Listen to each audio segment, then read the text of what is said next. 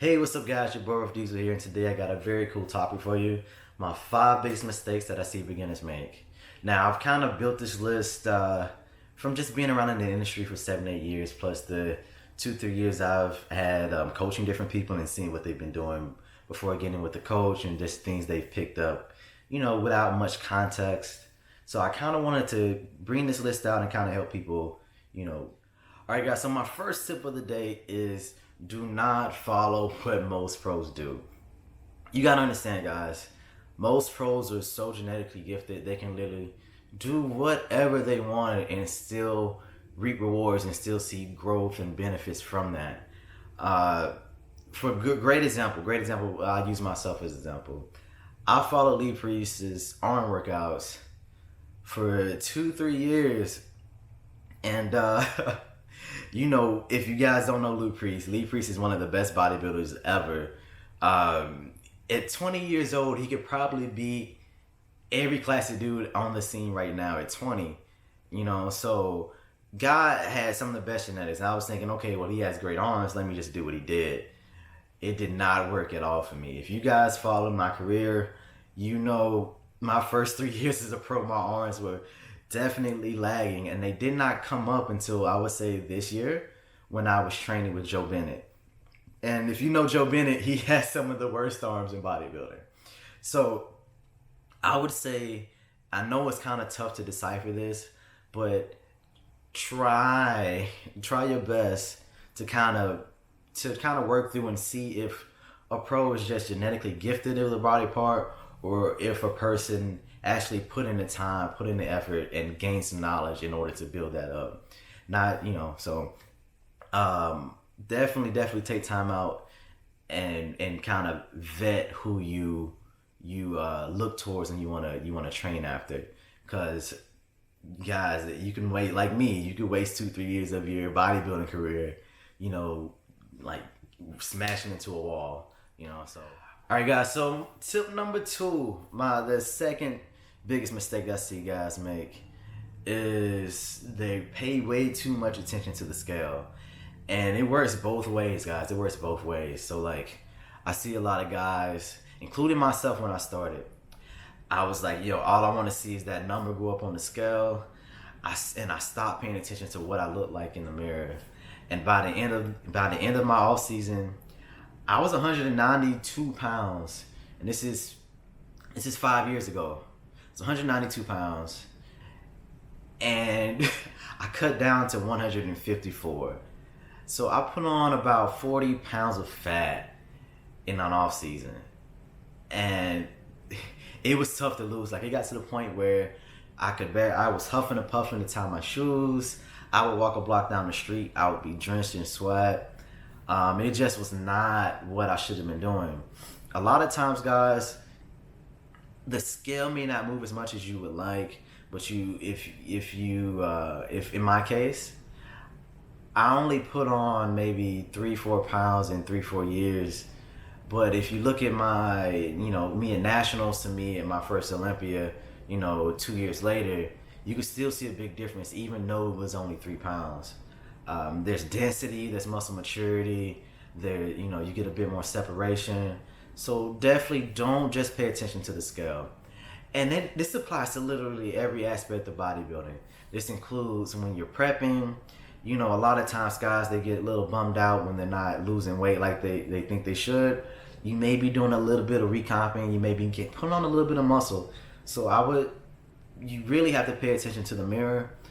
And just not worry too much. The scale is a tool, but so are your eyes.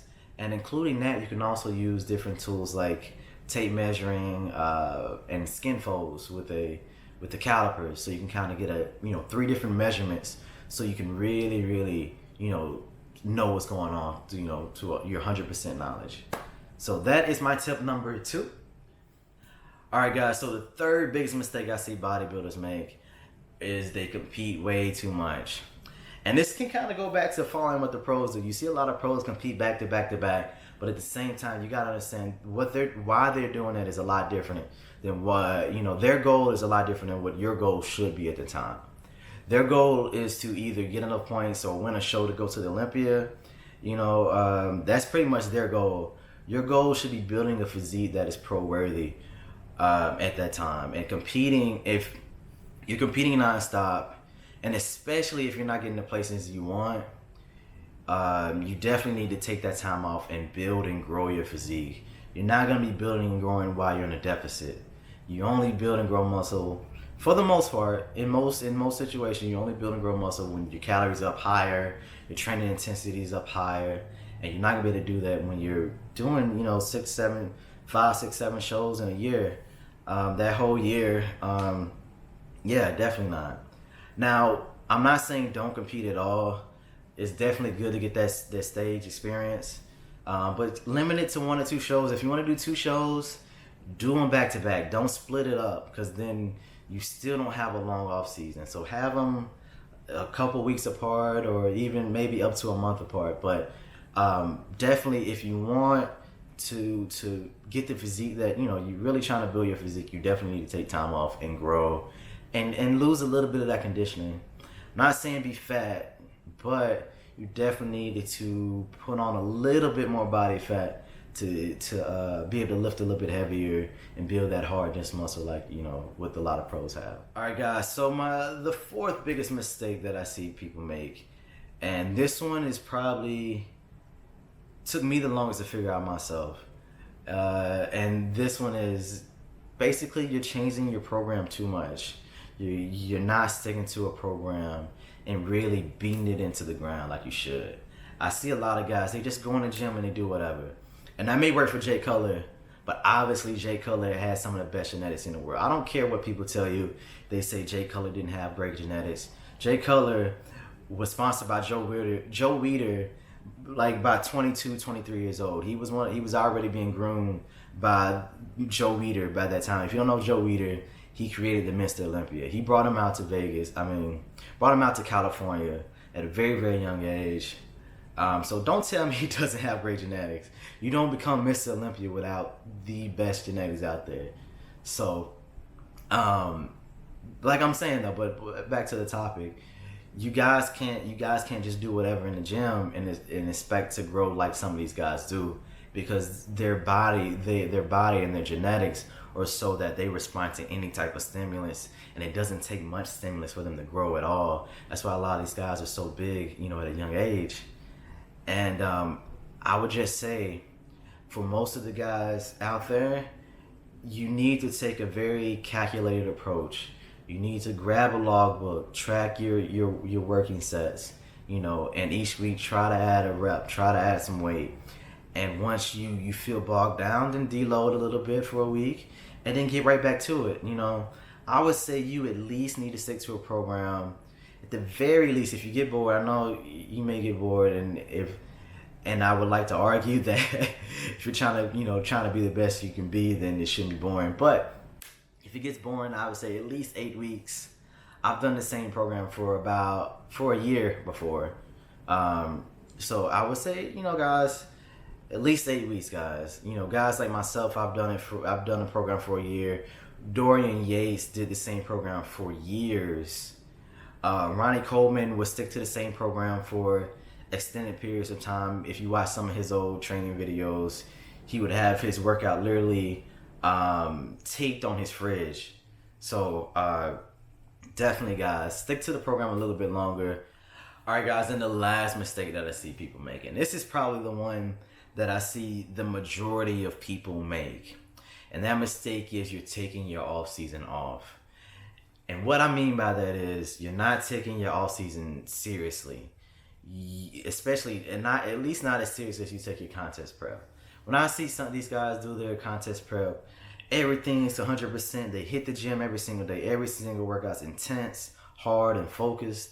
But in the off season, they're like, oh, well, I don't need to work out, today. I'm just going to take a break day.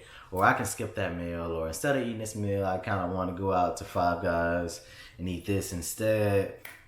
You can't do that. You got to be focused, guys. You got to be focused. If you guys are really, pushing towards creating the best physique possible, or maybe if you're trying to get your pro card, you definitely need to put some mental focus and some effort into your off season.